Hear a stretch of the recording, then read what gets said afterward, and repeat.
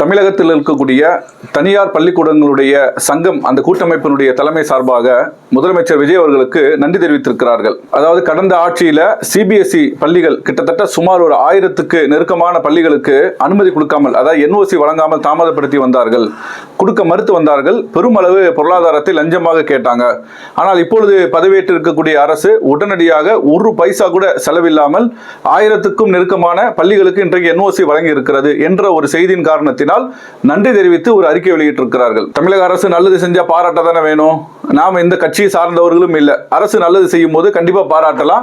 அரசு ஏதேனும் தவறு செய்தால் கண்டிப்பாக அந்த குறையை சுட்டிக்காட்டலாம். ஆனா உண்மையே அரசு நன்மை செய்திருக்கிறதா என்பதில் ஒரு சந்தேகம் இருக்கும் பொழுது அந்த சந்தேகம் நமக்கு தெளிவடைந்த பிறகு நிச்சயமாக இந்த அரசை மனப்பூர்வமாக பாராட்டலாம். அதாவது CBSE board, central board of secondary education, அவங்க என்ன செய்வாங்கன்னு கேட்டா, இப்ப ஒரு தமிழகத்துல உதாரணத்துக்கு ஒரு சிபிஎஸ்இ பள்ளிக்கு துவங்குறாங்க அப்படின்னு சொன்னால் அவங்க ஸ்கூல் கட்டணம் கட்டுறது இதுக்கான அனுமதியை தமிழக அரசுல வாங்கிட்டு NOC வாங்கணும். தமிழக அரசுல அந்த சிபிஎஸ்இ பள்ளிக்கூடம் நடத்துவதற்கு NOC வாங்கணும். அந்த NOC எல்லாம் பெற்ற பிறகு அவங்க சென்ட்ரல் போர்டுல அதுக்குரிய சான்றிதழை பெற்று அவங்க பள்ளிக்கூடத்தை நடத்துவாங்க. ஆனா இப்ப இந்த 2026-27 இப்ப இருக்கக்கூடிய நடப்பு கல்வி ஆண்டுல மாநில அரசினுடைய NOC வாங்க கட்டாயம் இல்லை என்று சட்ட திருத்தம் செய்திருக்கிறார்கள். அப்போ சட்ட திருத்தம் செய்து மாநிலத்தினுடைய NOC தேவை இல்லை என்று திருத்தம் செய்த பிறகு இந்த அரசு உடனடியாக 1000 பள்ளிகளுக்கு NOC வழங்கி இருக்கிறார்கள். அதுவும் ஒரு பைசா செலவில்லாமல் வழங்கி இருக்கிறார்கள் சொல்லக்கூடிய 2 செய்தியுமே நமக்கு நேர் முரண்பாடாக தெரிகிறது. அதுபோக சிபிஎஸ்இ பள்ளிகள்ல இன்னொரு முக்கியமான ஒரு பிரச்சனை இருக்கு. மாநில உரிமை சார்ந்த ஒரு பிரச்சனை.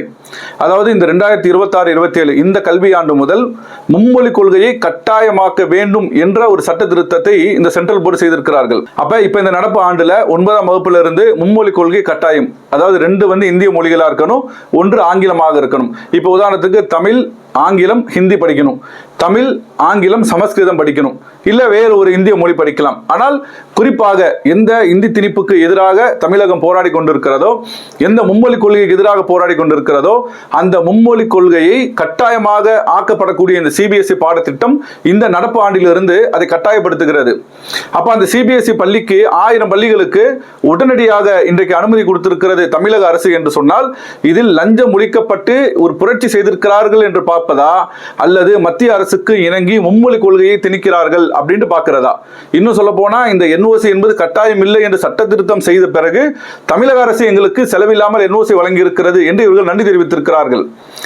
ஏன் அவங்க நன்றி தெரிவிக்கிறாங்க? அதுக்கு பின்னாடி உள்ள இன்னொரு முக்கியமான அரசியல் என்னன்னு கேட்டா, இந்த நடப்பு கல்வி ஆண்டுல துவக்கத்துல கல்வித்துறை அமைச்சர் ஒரு கடுமையான ஒரு அறிக்கை வெளியிட்டார். என்ன சொன்னார் அப்படின்னு கேட்டா, தனியார் பள்ளிக்கூடங்கள் தங்கள் பள்ளிக்கூடத்தில் வசூலிக்கக்கூடிய அந்த ஃபீஸினுடைய விவரங்களை நோட்டீஸ் பண்ணணும். எல்லா பொதுமக்கள், டீச்சர்ஸ் எல்லாருமே பார்க்கிற விதமா எவ்வளவு நாங்கள் வாங்குறோம் இந்த பள்ளிக்கூடத்துல அப்படின்னு சொல்லிட்டு வெளிப்படையாக நோட்டீஸ் போர்டுல போடணும் அப்படின்னு ஒரு சுற்றறிக்கையை வெளியிட்டு இருந்தாங்க. ஒவ்வொரு தனியார் பள்ளிகளும் எவ்வளவு ஃபீஸ் வாங்கணும் என்பதை, உதாரணத்துக்கு இப்ப எல்கேஜிக்கு பாத்தீங்கன்னா ஒரு பிரதானமான ஒரு ஸ்கூல்ல ஒரு 15,000-20,000 வாங்கணும் அப்படின்னு சொல்றாங்க.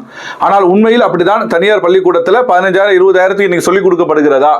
அல்லது கிட்டத்தட்ட 50,000, 60,000, 70,000 அளவுக்கு எல்லாம் இன்றைக்கு எல்கேஜில பல பள்ளிக்கூடங்கள்ல வாங்குறாங்க. ஒயிட்டா சில கேஷை வாங்கிடுவாங்க, பணமாக சில கேஷை வாங்குறாங்க. அப்ப ஆன்லைன்லையும் கேஷாவும் டிஃபரன்ஷியேட் பண்ணி அவர்கள் பெரும் பொருளாதாரத்தை இன்றைக்கு வசூலிக்கிறாங்க.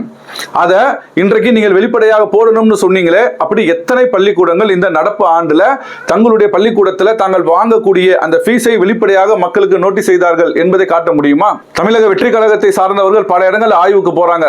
அமைச்சர்கள் போறாங்க, எம்எல்ஏக்கள் போறாங்க, கட்சி நிர்வாகிகள் போறாங்க, ஒரு ஹாஸ்பிட்டலுக்கு போறாங்க.